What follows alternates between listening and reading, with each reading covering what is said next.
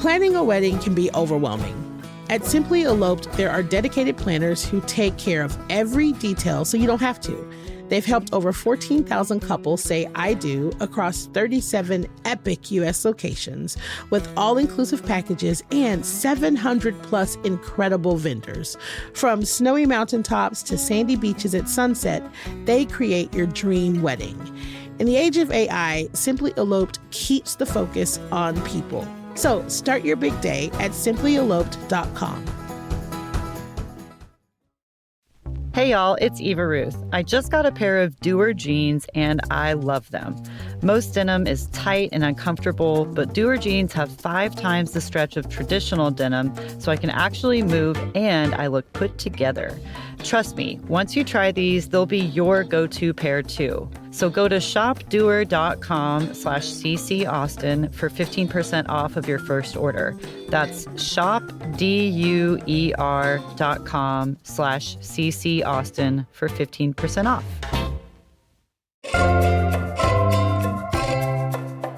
Today on CityCast Austin, the federal government shutdown is over, but thousands of Austinites are still feeling the effects. Due to missed SNAP payments and federal employee paychecks, severe food insecurity has soared in the city. Can our food banks handle this increased need?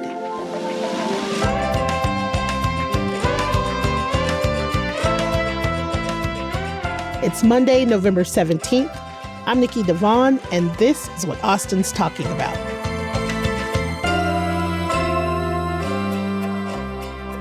Hello, I'm here today with Beth Corbett, Vice President of Governmental Affairs and Advocacy at the Central Texas Food Bank, and Tawana Barksdale, core organizer of ATX Free Fridge Project. Thank you for being here. I appreciate you being here and taking the time. So we're going to dive in because I have so many questions I want to ask both of you.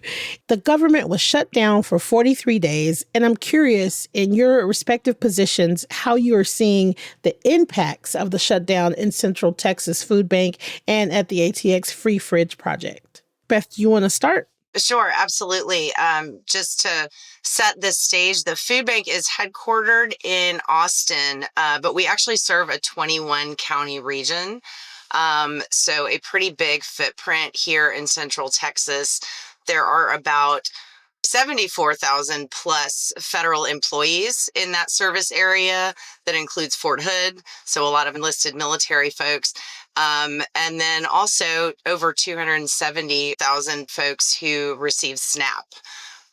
Significant portion of all of those folks are here in Travis County. So we've seen a pretty big impact even since October, at the very beginning with those federal employees recognizing they might not be receiving a paycheck. And then with the onset of the delay in SNAP benefits starting this month, we're seeing anywhere from 50 to, in some cases, 200% increases in the number of people who are coming to both our direct distributions in the community and also through our network of partner agencies. There are about 250 of them around Central Texas, and they are definitely feeling the strain as well. Wow. Wow. And okay, so I donate to the ATX Free Fridge. The one that's closest to me is the one at Nixta. And I was talking to my coworkers earlier saying that, we try to deliver at least once a week. And every time we go, it's either cleaned out or there is a line of us to try to, donate. So Tawana, what are you seeing on your end with the Free Fridge Project? First, I'd like to thank you for your contributions. That's amazing. We have seen an uptick as well. In any given day from our 5 locations, we have about 100 to 150 people that stop by our fridges.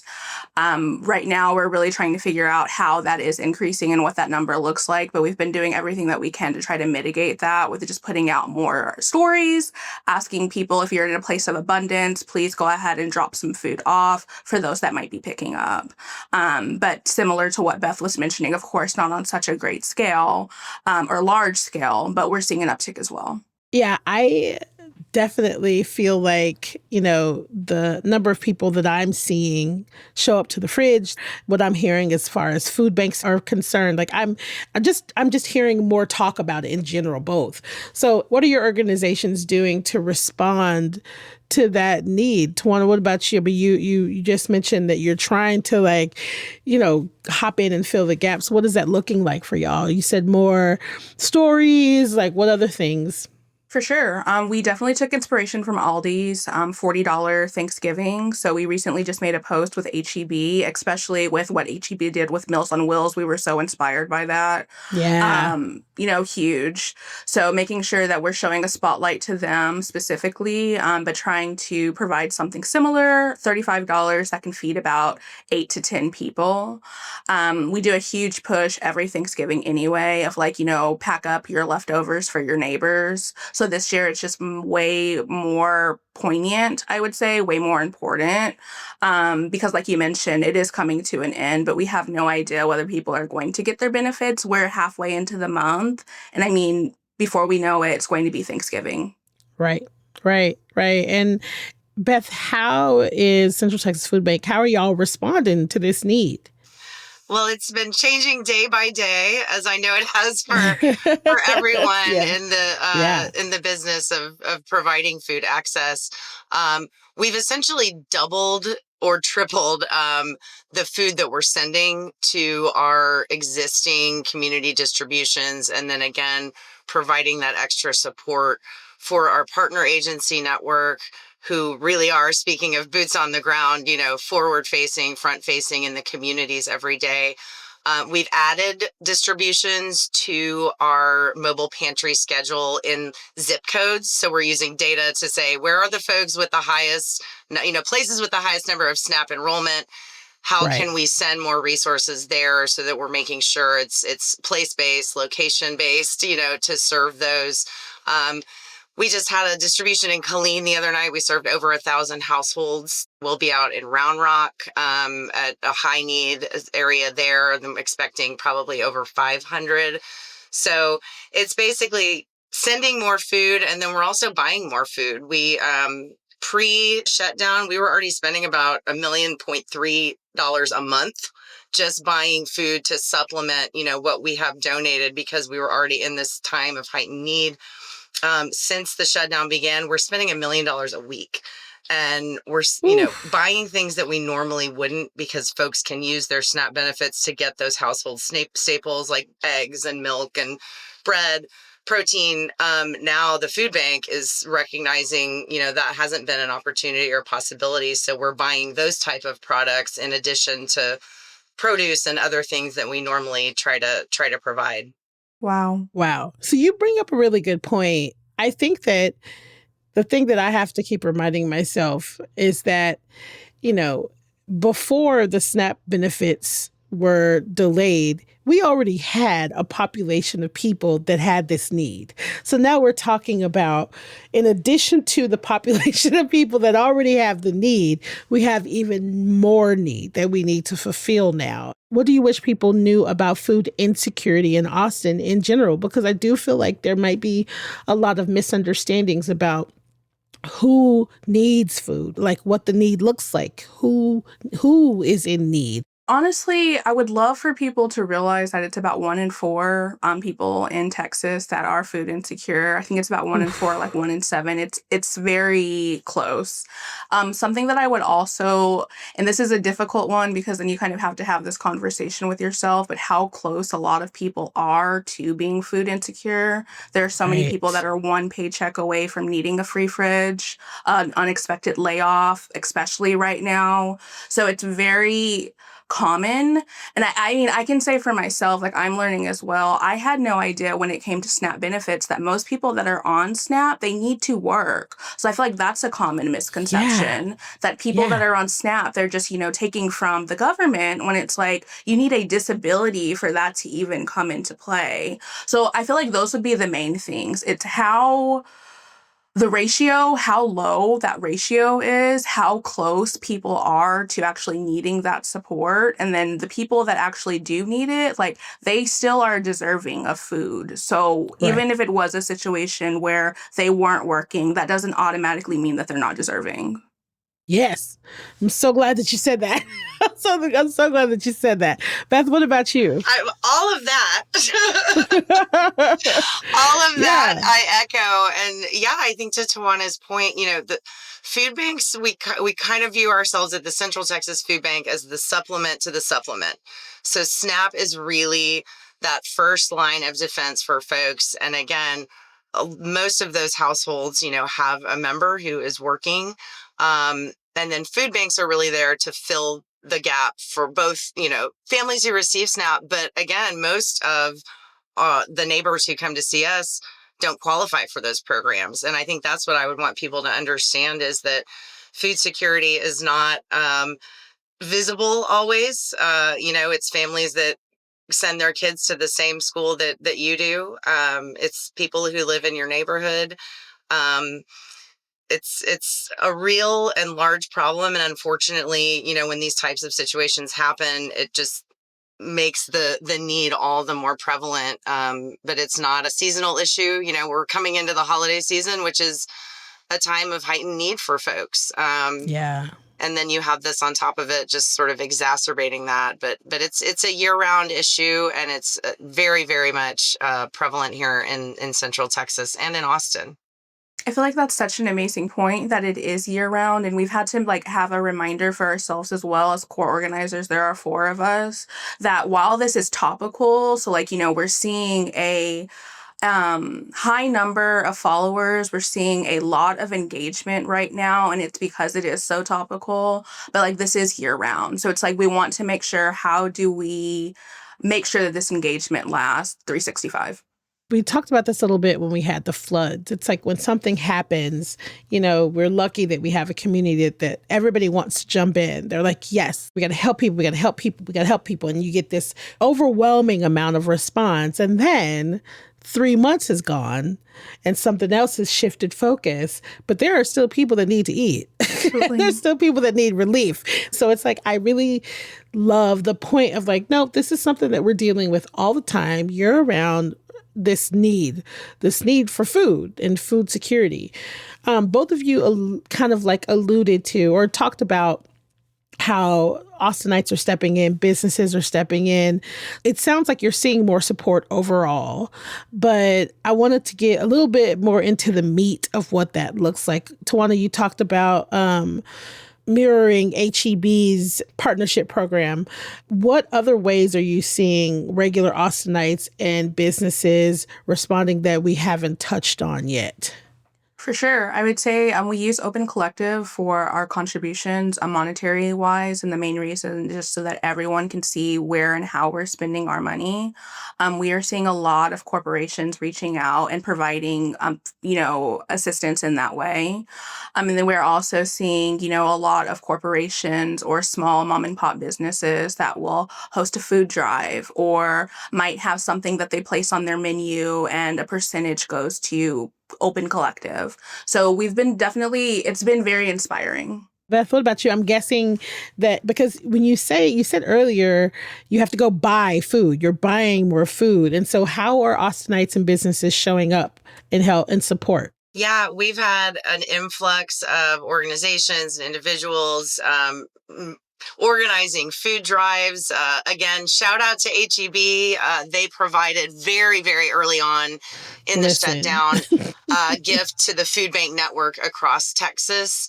And I think one of the things we're blessed for here in Austin is that we do have such large corporations that donate not just their dollars to these causes, but their people. We have groups every day at the food bank, coming to volunteer in our warehouse, in our kitchen, in our garden. And so many of them are employees from those Austin-based businesses that keep our costs way down. We rely on that volunteer base, as I know Tawana does, to make things work. And so it's been awesome. And what I've been telling people is, again, we love having you here during the holidays. We love it even more in January and February when all of that excitement is over. Yes. I think, the Austin community is incredible in the way that they step up and support so many organizations. We're also so blessed to have such a depth and breadth of groups here and community-based organizations that really step up to help folks.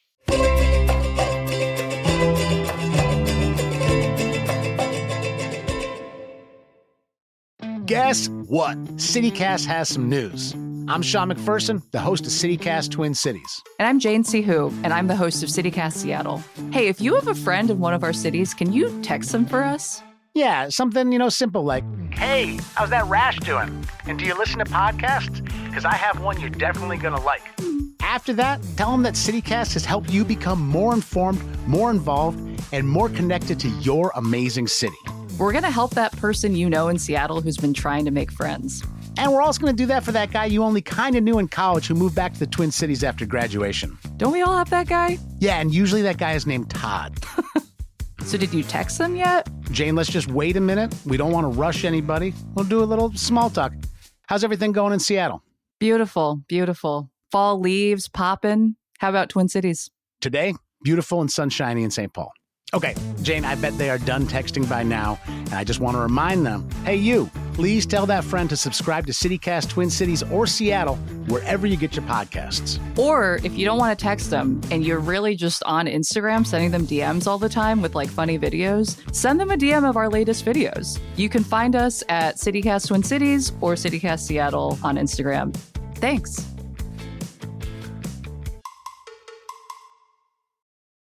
So I'm curious, like some states are shoring up the federal need with their own programs, right?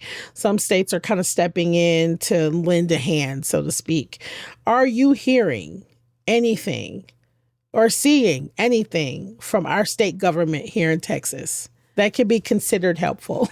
I can say for us that we really haven't seen anything like in our inbox. I know prior to this, we were speaking with the city about like a couple of different things, but in regards to this specific issue, no. I can say that, the food bank network, we have an association. And so we tend to elevate these issues at the state level, collectively as one network. And we've had some conversations, with a lot of positive feedback about shoring up some existing programs that, at minimum, if not replenishing or stepping in on the SNAP side, could support the food bank network and the charitable response that has kind of been left, alone to fill those gaps. And, so having those conversations, absolutely. I think, the other thing we've made some progress on at the legislature is talking about summer EBT. So again, to that point about the year-long challenges that families face when kids aren't in school, they're not getting those meals. How can the state step up and provide some support then in the summertime? Wait a minute, hold up. Babies don't get EBT in the summer? I had no idea until maybe about a week ago. Are you kidding? So kids don't eat in the summertime? So there is a program that actually evolved and came about during COVID, really as a response to like the schools being closed, and recognizing kids weren't getting meals like they normally would when they were going to school.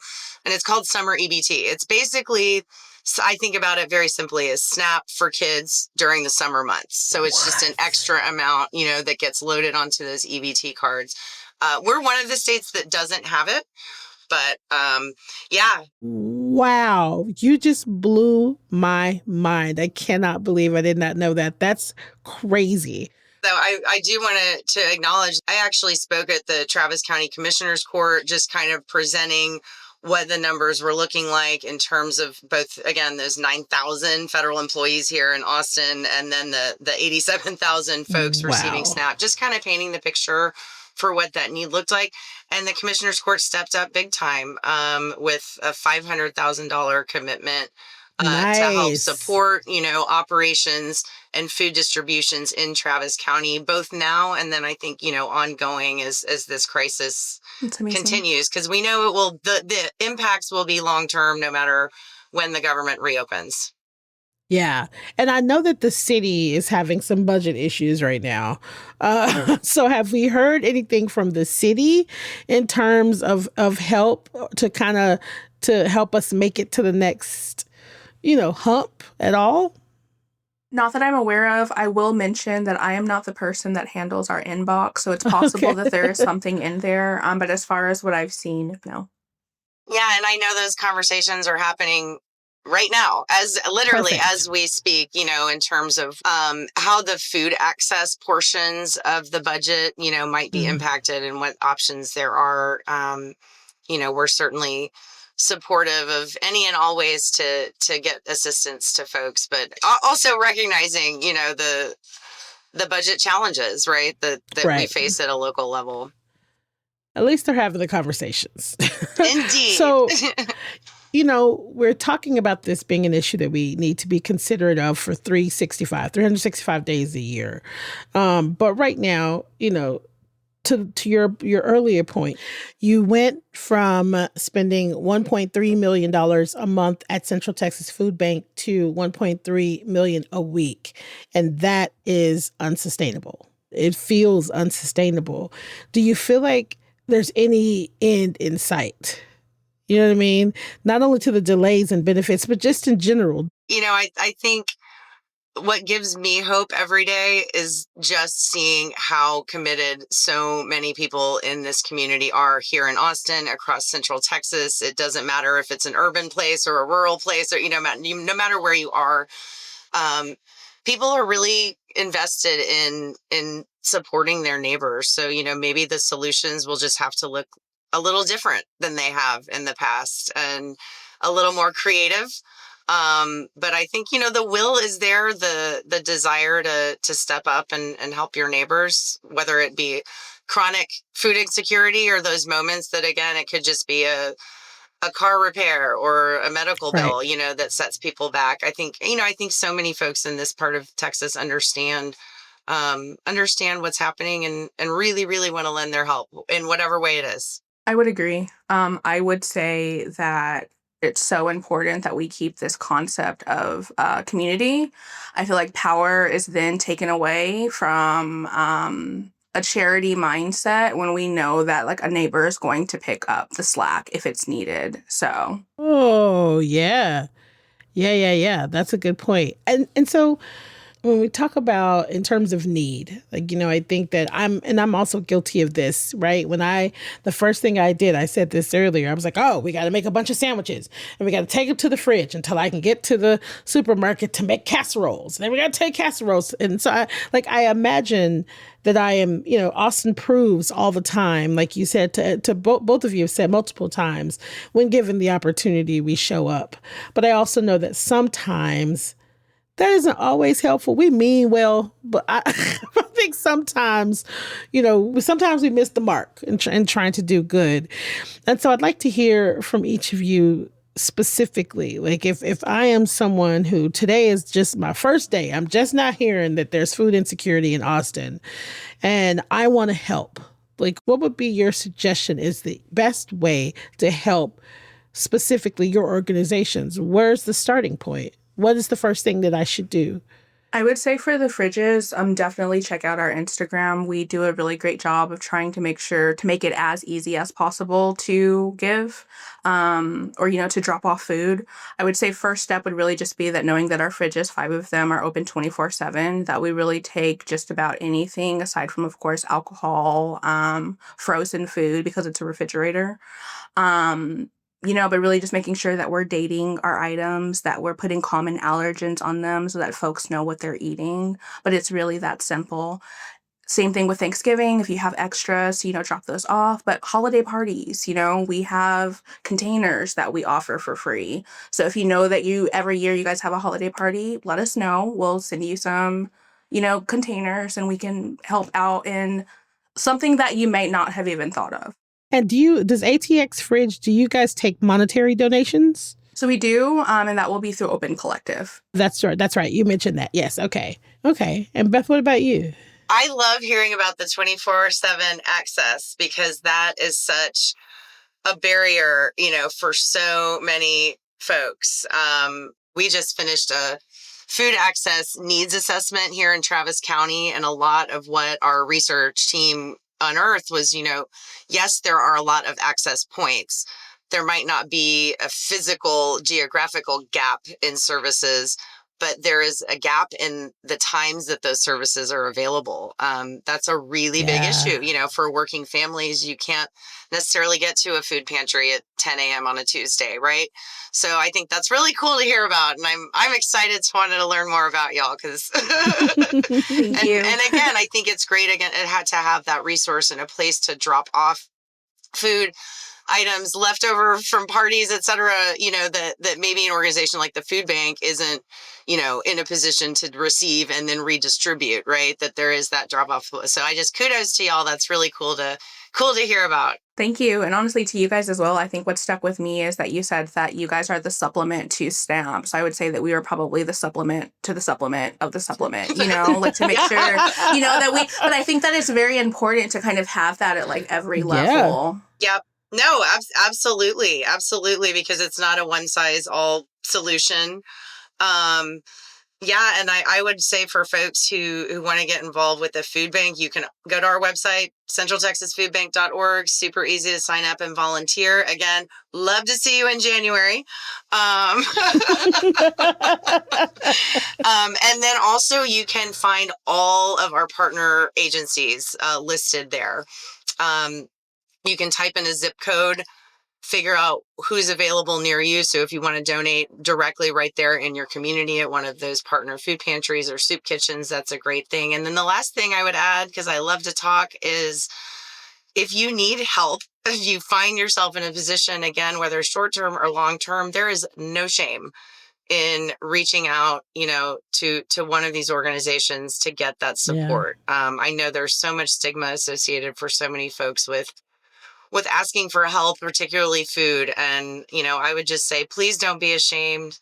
Come and see us. We're all in this business because we care and we want to help you. And you can find, again, all of those access points on our website. It's really easy. You click get help, find food now, put in your zip code, and all of those resources will be available for you to access. I love that. Same. Yeah, I love it. And I want to reiterate the point that you made earlier. Listen, a lot of us aren't far off. We're just not. We're not far off. A lot of us are, making hard decisions about how many meals a day to eat. A lot of us are making hard decisions at freshly laid off. There are hard decisions that a lot of people are making, probably some people in your life are making that you don't know. And so I'm really excited and I'm grateful for the two of you being on today and having this conversation. Is there anything else that we didn't touch on that either of you want to add? I would love to just, again, shout out all of the amazing folks who are part of this food ecosystem in Austin and Travis County. And again, the whole region. We have so many incredible partners, so many incredible connections that we work with in the government and, the private sector. It's just really, again, it's heartening to know that maybe there's not a bright light at the end of the tunnel, but there's a lot of light around support in this community. I love that. I think I would piggyback off of that there may not be, an end right now, but we do at least have community. Tawana, Beth, thank you again. I'm so appreciative. This has been great. I can't wait to have you on again.